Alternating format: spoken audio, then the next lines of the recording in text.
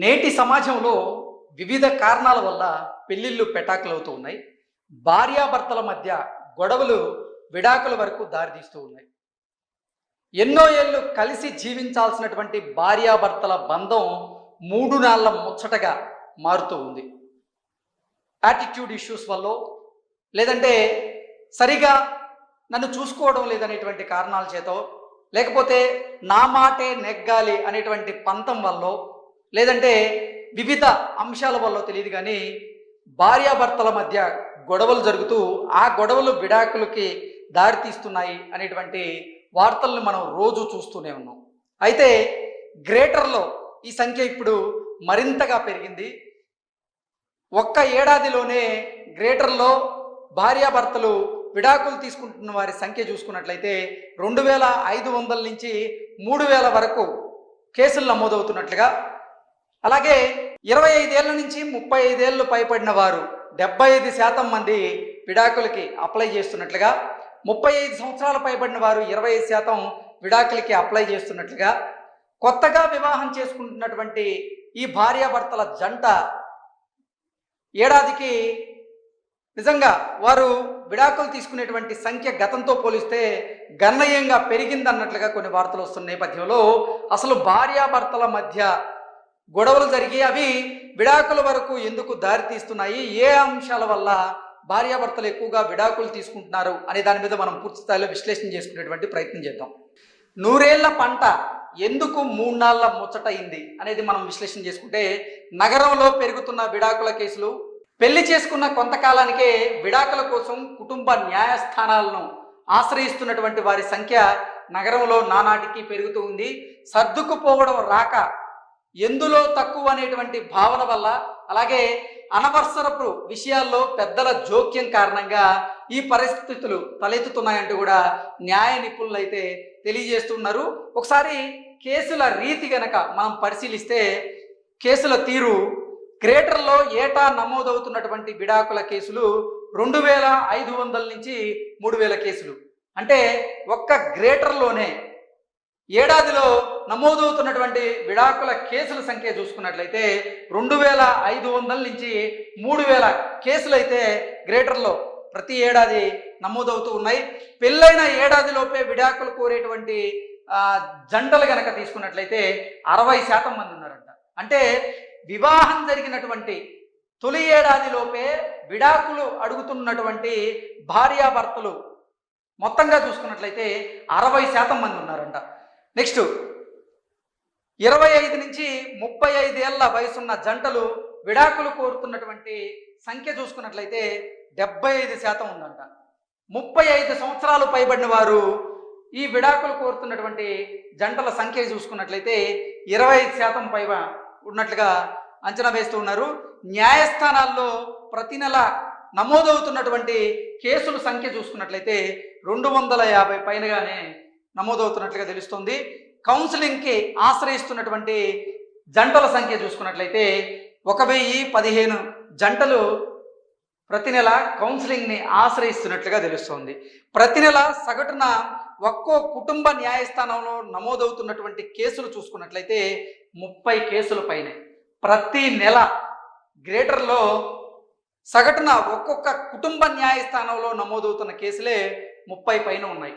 అసలు నిపుణులు సూచిస్తున్నటువంటి పరిష్కారాలు ఏంటనేది చూస్తే, అంటే అసలు ఈ విడాకుల సంఖ్య గణనీయంగా పెరగడానికి గల కారణం భార్యాభర్తల బంధంలో పెద్దవారు జోక్యం చేసుకోవడం వల్ల కొంత అని అభిప్రాయానికి వస్తే, మరికొంత ఏమో సర్దుకుపోవడం రాక ఈ భార్యాభర్తల బంధంలో గొడవలు జరిగి అవి విడాకుల వరకు దారితీస్తున్నాయని, అలాగే ఎందులోనూ మేము తక్కువ కాదు అనేటువంటి భావనే భార్యాభర్తల మధ్య గొడవకి కారణం అవుతుంది.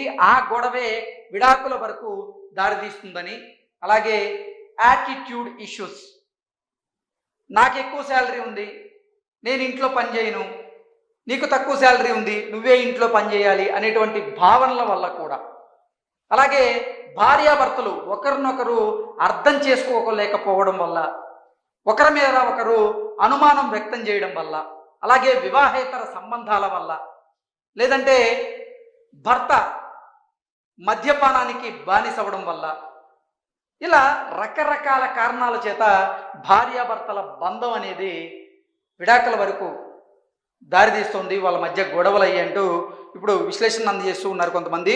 నిపుణులు సూచిస్తున్నటువంటి పరిష్కారాలు కనుక మనం చూసుకున్నట్లయితే పెళ్లికి ముందు కౌన్సిలింగ్ తీసుకోవడం మంచిది అంటూ కూడా నిపుణులు అయితే సలహాలు సూచనలు ఇస్తూ ఉన్నారు. ఎందుకంటే పెళ్లికి ముందు ఇటు వరుడు కానీ వధువు కానీ వారి స్వతంత్ర ఆలోచనలతో ఉంటారు. కానీ వివాహం అయిన తర్వాత వారిద్దరూ కలిసి జీవించాల్సినటువంటి పరిస్థితి ఉంటుంది. అంటే ఒకరి అభిప్రాయాలను ఒకరు గౌరవించడం, ఒకరి ఇష్టాలను ఒకరు గౌరవించడం, ఇలాంటివి ముందు నుంచే తెలుసుకుంటే మంచిది. కాబట్టి ప్రీ మ్యారిటల్ కౌన్సిలింగ్ అనేది ఈ కేసెస్లో ఉపయోగపడుతుందంటూ కూడా నిపుణులు తెలియజేస్తూ ఉన్నారు. పెళ్లికి ముందు కౌన్సిలింగ్ తీసుకోవడం మంచిది. పెళ్లికి ముందే భవిష్యత్తు ప్రణాళికలు లక్ష్యాలను చర్చించుకుంటే మంచిది. సో ఎవరైతే జంట వివాహం చేసుకోబోతున్నారో వారి వివాహానికి ముందే భవిష్యత్తులో వారు ఎటువంటి లక్ష్యాలను ఛేదించాలనేది ముందుగానే వారు చర్చించుకుంటే మంచిది. అలాగే భవిష్యత్తు ప్రణాళికలకు సంబంధించిన దాని మీద కూడా వారు ముందుగానే చర్చించుకుంటే వారి మధ్య గొడవలు జరిగేటువంటి ఆస్కారం కొంచెం తక్కువగా ఉంటుందంటే కూడా నిపుణులు వారి సూచనలు అయితే తెలియజేస్తూ ఉన్నారు. అనవసరపు విషయాల్లో పెద్దల జోక్యం ఉండకూడదు. సో ఈ మధ్యకాలంలో చూసుకున్నట్లయితే కొంతమంది ప్రవచనకారులు కూడా చెప్తూ ఉన్నారు, అనవసరంగా ఒక అమ్మాయిని ఒక ఇంటికి మనం ఇచ్చేసాము అంటే ఆ అమ్మాయి ఎలా ఉందో చూసుకోండి తప్ప ఆ ఇంట్లో ఏం జరుగుతుంది, ఆ ఇంట్లో ఎవరు పెత్తనం చేస్తున్నారు, వారు నీ మీద పెత్తనం చేయడం ఏంటి, నువ్వే వారి మీద పెత్తనం చేయాలి, ఇలాంటి విషయాలను పిల్లలకి చెప్పి పెద్దలు పాడు చేయకండి అంటూ కూడా కొంతమంది ప్రవచనకారులు ఈ మధ్య కాలంలో ప్రవచనాలు వినిపిస్తూ ఉన్నారు. సో అనవసరపు విషయాల్లో పెద్దల జోక్యం ఉండకుండా ఉంటేనే భార్యాభర్తల బంధం బాగుంటుంది అంటూ కూడా కొంతమంది నిపుణులు అయితే సూచిస్తున్నారు. ఎందుకంటే కొన్ని విషయాల్లో పెద్దలు జోక్యం చేసుకోవడం వల్ల కూడా ఈ జంటకు సంబంధించిన విషయాల్లో గొడవలు జరగడం, వారు విడాకులు తీసుకోవడం అనేటువంటి సంఖ్య నానాటికి పెరుగుతుంది. కాబట్టి పెద్దల జోక్యం తగదు అంటూ కూడా నిపుణులు అయితే సూచిస్తూ ఉన్నారు. సో ఓవరాల్గా మనం చూసుకున్నట్లయితే గ్రేటర్లో ఏటా నమోదవుతున్నటువంటి విడాకుల కేసులు 2500 నుంచి 3000 కేసులు నమోదవుతున్నాయి. వివాహం జరిగినటువంటి మొదటి ఏడాదిలోనే విడాకుల తీసుకుంటున్న వారి సంఖ్య చూసుకున్నట్లయితే 60% ఉంది. 20 నుంచి 25 నుంచి 35 సంవత్సరాల మధ్య వయసు ఉన్నటువంటి భార్యాభర్తల జంటలు విడాకులు తీసుకుంటున్న వారి సంఖ్య చూసుకున్నట్లయితే 75% ఉంది. సో యుక్త వయసులోనే విడాకులు తీసుకుంటున్నటువంటి వారి సంఖ్య నిజంగా నానాటికి పెరుగుతోంది. ఇది అంత మంచిదైతే కాదు. 35 సంవత్సరాలు పైబడిన వారు విడాకులు కోరుకుంటున్న వారి సంఖ్య చూసుకున్నట్లయితే 25% ఉంది. న్యాయస్థానాల్లో ప్రతి నెల కేసులు 250 కేసులు పైగా నమోదవుతున్నాయి. కౌన్సిలింగ్కి ఆశ్రయిస్తున్న జంటలు చూసుకున్నట్లయితే 1015 మంది సగటున వారు కౌన్సిలింగ్కి వెళ్తూ ఉన్నారు. ప్రతి నెల సగటున ఒక్కో కుటుంబ న్యాయస్థానంలో నమోదవుతున్నటువంటి కేసుల సంఖ్య 30 పైన ఉంది. సో కుటుంబ వ్యవస్థ ఎలా చిన్నాభిన్నం అవుతోంది, భార్యాభర్తల మధ్య బంధం ఎలా చిన్నాభిన్నం అవుతుంది అనే దానికి ఇది ఒక ఉదాహరణగా మనం చెప్పుకోవాలి. నిజంగా భార్యాభర్తల మధ్య ఒక అండర్స్టాండింగ్ ఉండి ఒకరినొకరు అర్థం చేసుకొని ఒకరినొకరు సపోర్ట్ చేస్తూ ఉంటే ఇటువంటి పరిస్థితులు అయితే తలెత్తేటువంటి అవకాశం లేదంటూ నిపుణులు అయితే చెప్పేటువంటి ప్రయత్నం చేస్తున్నారు. Thank you so much.